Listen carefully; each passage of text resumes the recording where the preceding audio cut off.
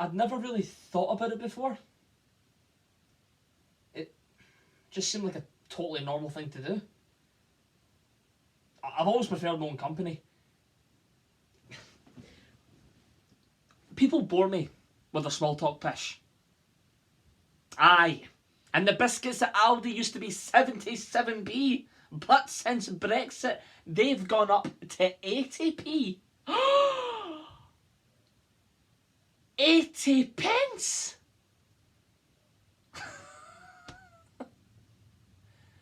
I mean, who wants to listen to that for hours on end? That's why I go there. To have a drink and chill out. Clear my head away from mum, dad and all that shit on TV. There's usually a few dog walkers, but it's pretty quiet. I take a wee 4-pack up and it doesn't really matter about the weather because it's got a roof on it. It's weird because I've always felt kind of invisible there, even though it's raised up off the ground.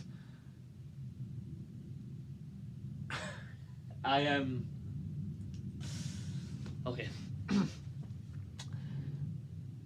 I sometimes listen to classic FM on my headphones. It just helps me forget about stuff that's going on. You know, it's weird thinking about a band playing in there. You know, back in the old days, Papa and all that with the big crowd watching. Mind you, they'd probably be like, who the fuck is that guy drinking his cheap lager and listening to this kind of music trying to act all sophisticated?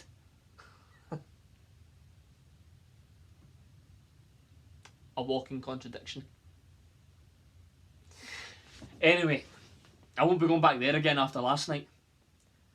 There was about 5 or 6 of them, 15 or 16, but out their tits and something. I thought they were going to batter me at first, but I gave them a few cans and I got them on side. Felt weird just hanging about, so I left. I won't forget what one of them shouted back at me as I was walking back towards the house. Cheers for the beers, you fucking one-man bandstand!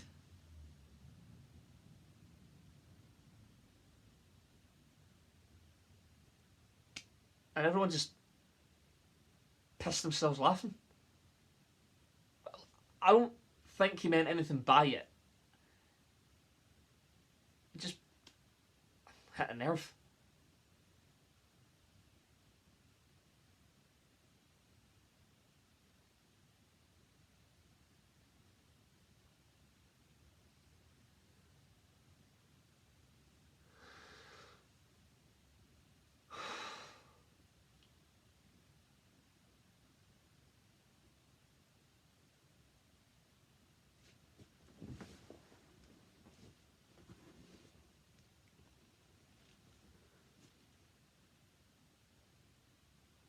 I'm lonely as fuck. And I pretend that I'm okay with it, but I'm not.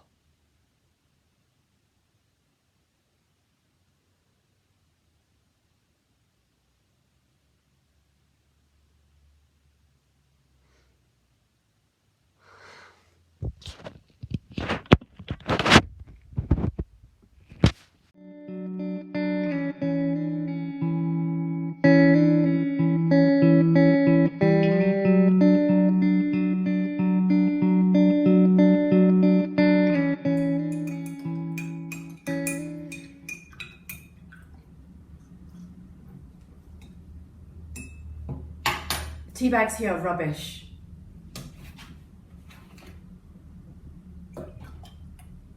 And so is the milk.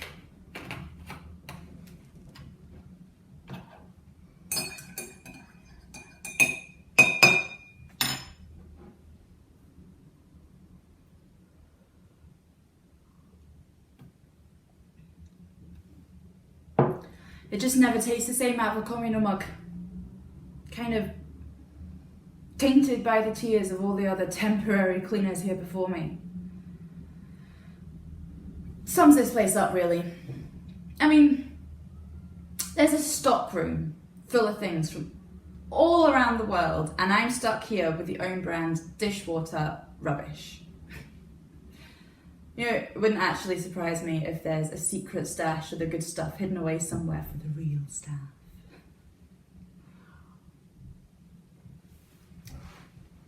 Didn't even bother to give me a name tag when I first started here. Obviously, I'm just passing through. I could be sat at home, picking up benefits, drinking a nice cup of tea on my own, but instead I'm here because I thought it would be good for me to get out and about. Didn't really turn out that way though, did it? Like most things, really. I can't drink any more of that. You know when you're in 4th year in high school, and your guidance counsellor asks you what you want to do? How the hell is anyone meant to know what they want to do when they're 16 years old? So they hand you out this questionnaire form, and that's when I found out. Nurse. That was it. Nurse. The sum total of my career's advice. And then a few weeks later, I failed biology. So dreams that were never mine just up in smoke.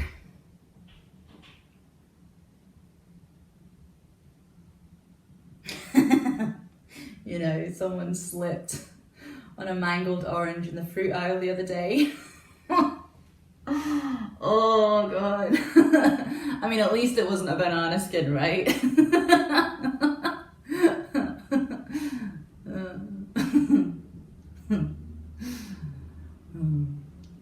And then some guy in a suit and tie who I'd never seen before just barked at me from aisle 3 to go and clean it up, like I've got some sort of sixth sense for this sort of thing. Robotemp with a superhero sense of smell! And then of course you never get any thanks. It's like going to the cinema and imagining stepping into the screen, except it's only really playing in your own head. Nobody wants to see you. People knock my ankles with trolleys as they walk by, or just lean over me to reach stuff, or ignore the wet floor signs. So-called neighbours walk by me in the stairs without even saying a word. You know, sometimes I have to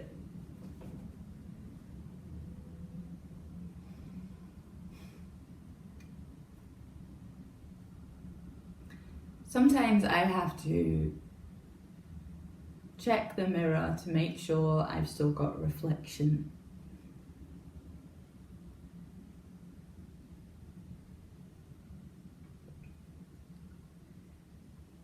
I read this thing online last week about doing affirmations to help you feel better.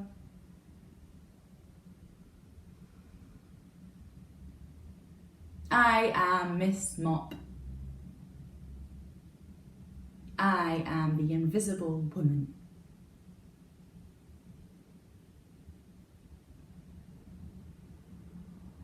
I am just a temp.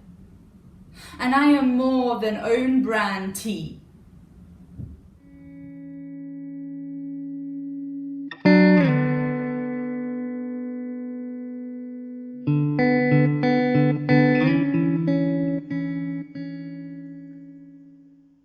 I know I should tell her.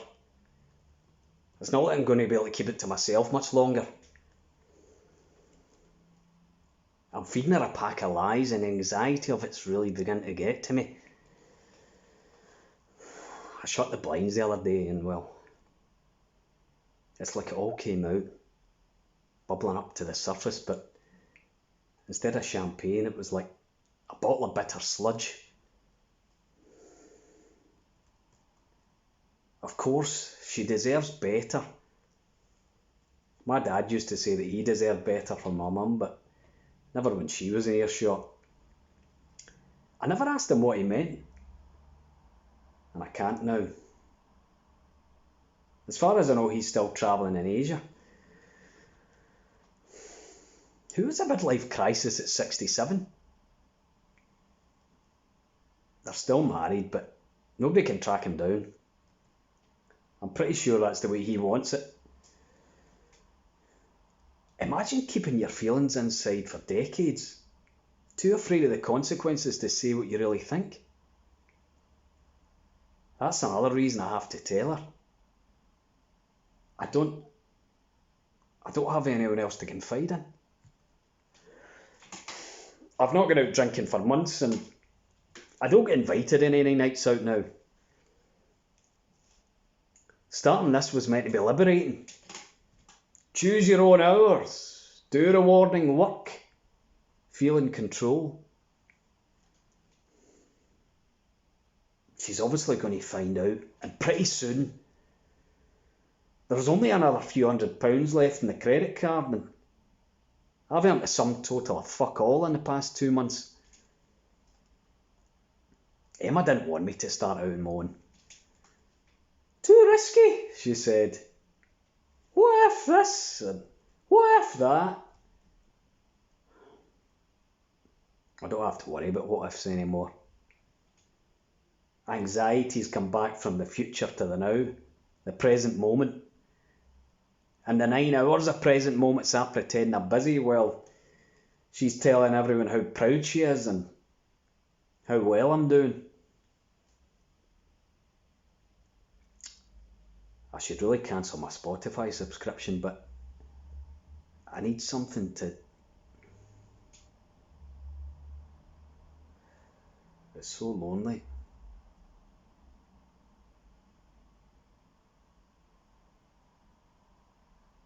At the same time, I'm too scared to pick up the phone to anyone. I had one email today. One.